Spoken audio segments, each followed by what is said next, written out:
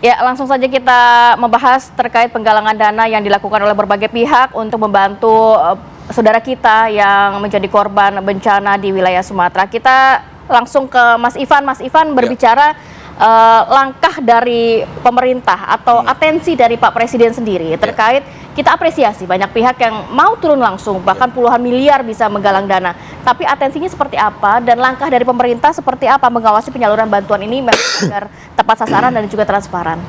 Ya, pertama Pak Presiden pada saat rapat terbatas di Aceh beberapa waktu yang lalu sudah menegaskan bahwa semua penanganan bencana ini harus dilakukan tanpa ada hambatan birokrasi. Ya, itu sudah tegas dikatakan oleh Pak Presiden bahwa aturan birokrasi itu agak kita kesampingkan sedikit lah sementara waktu ya dalam kondisi darurat begitu. Jadi Pak Presiden sudah tegas dan rasanya tadi seperti yang disampaikan oleh Pak Mensos, kami meyakini niat Pak Mensos itu baik bahwa penggalangan dana dari masyarakat, penggalangan bantuan dari masyarakat ini tepat sasaran dan juga tepat guna. Artinya kita bisa mendeteksi siapa yang menyelenggarakan, siapa yang bertanggung jawab, bantuannya untuk dikemanakan, uangnya untuk apa gitu ya. Saya rasa niatnya sebetulnya baik gitu.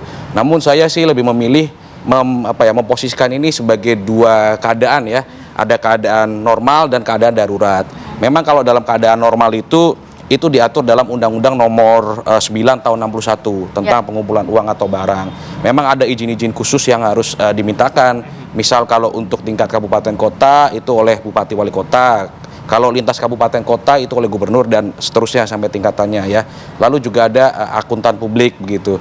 Nah, tadi berkaitan dengan sudah nyumbang lalu dipotong biaya itu sebetulnya sudah ada aturannya di peraturan pemerintah tahun 80. Saya lupa nomornya berapa, tetapi pada prinsipnya untuk biaya operasional itu sudah ditetapkan maksimal sebanyak-banyaknya 10% dari total sumbangan gitu.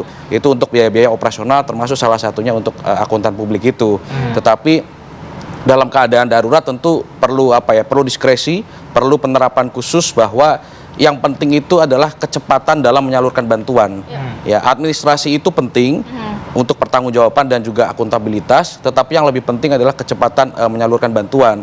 Dan pada saat rapat terbatas hingga kini pun Pak Presiden selalu mengapresiasi ya gerak bersama antar provinsi, gerak bersama masyarakat, sukarelawan dan juga lembaga donor begitu ya. Semuanya bahu membahu kita bersolidaritas terhadap bencana di 3 provinsi karena ini menjadi duka saudara sebangsa kita setanah air gitu. Jadi buat saya meyakini Pak Presiden punya niat yang baik, Pak Mensos juga punya niat yang baik dan kita semua sebagai aparat pemerintah harus memprioritaskan keselamatan warga dan juga penyaluran bantuan yang tepat sasaran dan tepat guna. Begitu. Oke. Maksudnya Mensos adalah dengan adanya audit ini distribusi bantuan juga bisa terdata. Betul. Kita langsung berbicara dengan Gus Irawan. Gus, distribusi bantuan di Tapanuli Selatan sejauh ini seperti apa? Apakah memang masyarakat sudah banyak mendapatkan bantuan yang tepat sasaran di sana? Ya, kami menjaga supaya tepat sasaran dan kami pastikan mestinya tepat sasaran ya, karena kan targetnya adalah masyarakat kami yang terdampak bencana yang itu sudah terdata. Jadi kami ada posko utama di kantor Bupati, lalu Tapanuli Selatan ada 15 kecamatan. Kalau kemarin yang terdampak bencana ini 13 karena tiga hari terakhir sampai kemarin itu hujan, satu kecamatan kami lagi kemudian kebanjiran juga. Jadi sudah 14. Tadi yang saya kira diputar sebelum dialog ini itu adalah di Garoga di Tapanuli Selatan yang kemarin terjadi hujan lagi, kemudian masih sungai meluap lagi.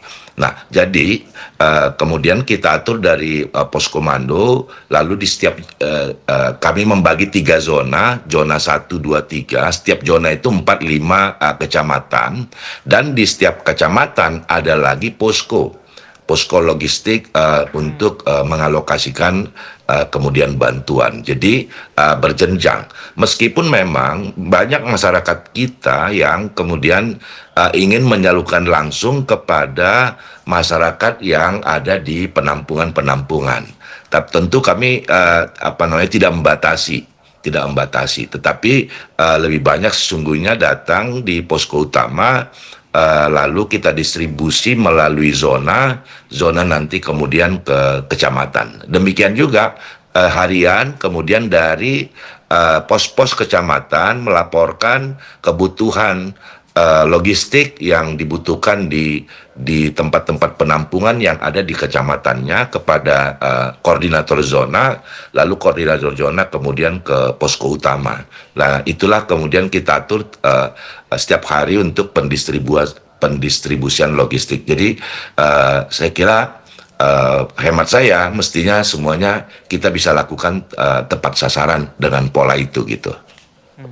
Ya, Pak Bupati, sejauh ini untuk masyarakat atau para penggalang dana ini ada koordinasi juga nggak Pak dengan Pemkab terkait tadi kan dikatakan mungkin lebih banyak akhirnya penyaluran bantuan di posko utama padahal ada 3 zona. Nah, nantinya akankah mungkin diatur oleh Pemkab sendiri sehingga ada wilayah-wilayah yang saat ini belum terjangkau atau terisolir atau belum pernah menerima bantuan ini nanti akan merata semua di sana, baik bantuan dari pemerintah maupun bantuan dari masyarakat sendiri?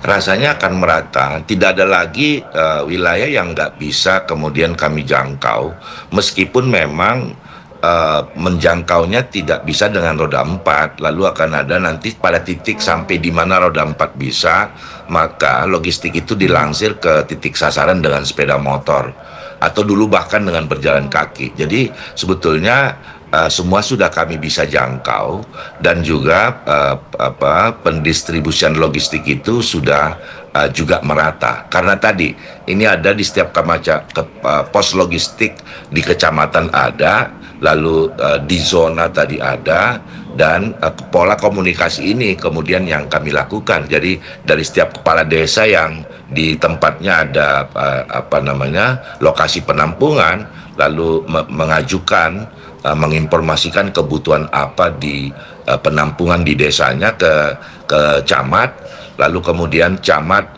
ke zona sampai kepada kami di posko utama. Jadi sebetulnya dengan pola itu kami yakini semua terjangkau, dan juga kemudian kami sebetulnya kebutuhan itu untuk besok misalnya masuk hari ini, jadi kita di posko utama pun sudah membagi tim untuk mengantarkan logistik siapa kemana begitu. Jadi rasanya sih dengan demikian semuanya bisa terjangkau dengan tepat sasaran.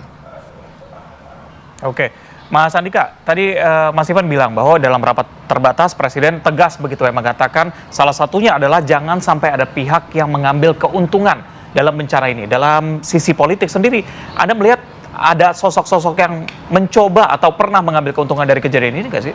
Ya, bencana itu bisa menjadi satu panggung politik bagi siapapun, baik bagi pejabat publik ya maupun non pejabat publik untuk proses politik ke depannya ya. Jadi siapapun bisa memanfaatkan bencana sebagai panggung politik. Ya. Tetapi tentunya menurut saya ini hal kurang tepat sekali ya, karena semestinya ketika bencana itu terjadi yang dikedepankan adalah komunikasi yang empatik ya, bukan semata-mata mencari panggung politik ya dengan memanfaatkan situasi yang ada.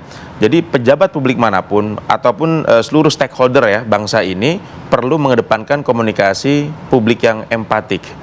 Nah, saya melihat bahwa tanpa memahami menempatkan komunikasi yang empatik, intensi yang sebagus apapun itu bisa ditafsirkan berbeda di mata publik gitu ya. Jadi kalau kita lihat kan tadi undang-undang ini sebenarnya sudah lama di tahun 60-an ya. Kemudian diturunkan dalam Permensos dan tentunya regulasi ini punya niat baik untuk melindungi masyarakat dari katakanlah penipuan, berkedok donasi dan lain sebagainya. Tetapi ketika tanpa diiringi dengan komunikasi yang empatik dari para pejabat publik, ini bisa seolah-olah meredupkan semangat gotong royong, semangat solidaritas sosial yang sudah juga disampaikan oleh Pak Prabowo dalam rapat terbatas tanggal 7 kemarin. Jadi sebenarnya penting bagi kita semua, terutama para penyelenggara negara, pejabat publik, untuk mengedepankan komunikasi yang empatik. Karena kalau tanpa ini, ya ini akan misleading kemana-mana. Dan kita tahu bahwa gotong royong sebagai satu kolektif movement bangsa ini itu DNA kita, dan semestinya kebijakan publik yang diturunkan dalam aturan-aturan birokrasi itu bisa menyerap prinsip ini. Semangat kegotong royongan jangan sampai meredup hanya lantaran proses birokrasi yang rumit yang memang bisa jadi intensi juga positif gitu untuk melindungi publik.